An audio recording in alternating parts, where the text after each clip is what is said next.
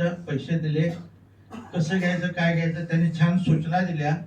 त्यांनी दिलेल्या सूचनेप्रमाणे मी औषध घेत गेलो.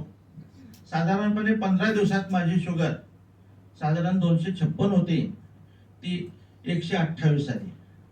15 दिवसात एवढा चांगला रिझल्ट मला मिळाला. त्यानंतर एक महिन्याने पुन्हा चेक केली, त्यावेळेला माझी शुगर 104 आली.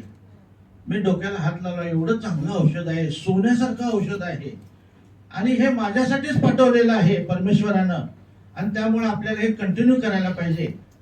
मी असं कंटिन्यू केलं. 3 महिन्यानंतर माझा HbA1c पूर्वी 9.5 होता. 3 महिने हे औषध कंटिन्यू घेतलं.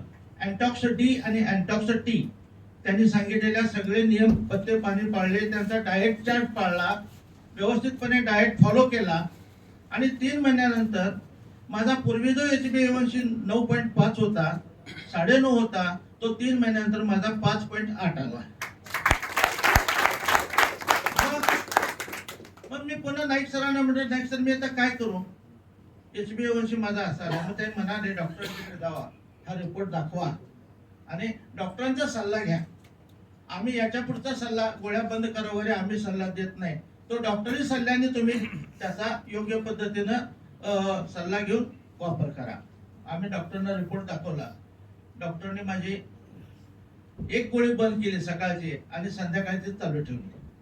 पुन्हा पुढच्या महिन्यात हे औषध कंटिन्यू आहे. पुढच्या महिन्यात पुन्हा चेक केलं, पुन्हा शुगर नॉर्मल आली. डॉक्टर साहेबांना म्हटलं, साहेब मला घाम येतोय.